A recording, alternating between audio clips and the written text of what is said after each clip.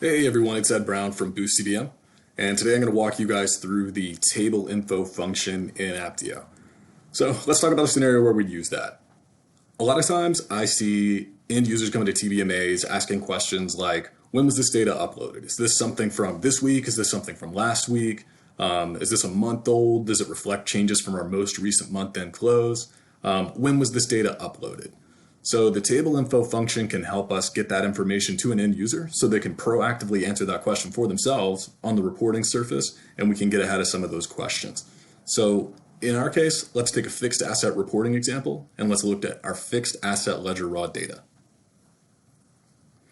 I can see here in TBM Studio in the upload step that our Acme fixed asset ledger was last uploaded on June 21st, 2019.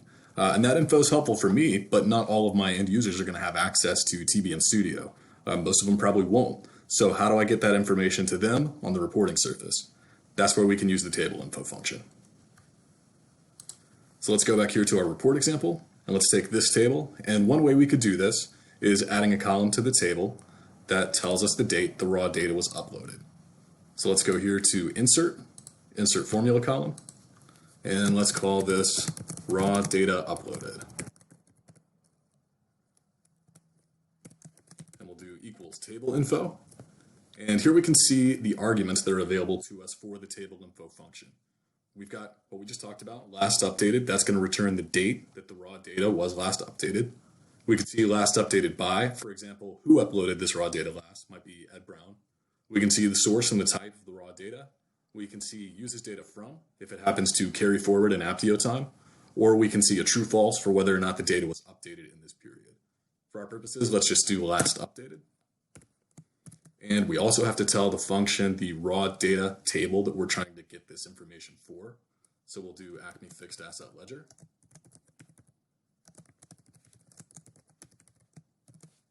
And let's create that column. Okay, so we have a value here, but it's not very helpful.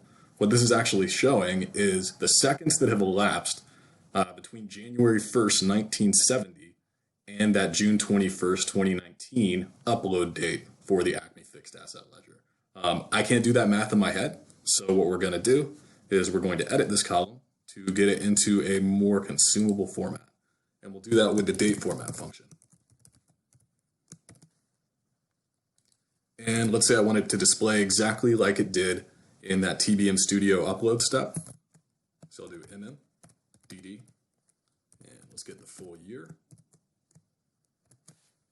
And let's update that.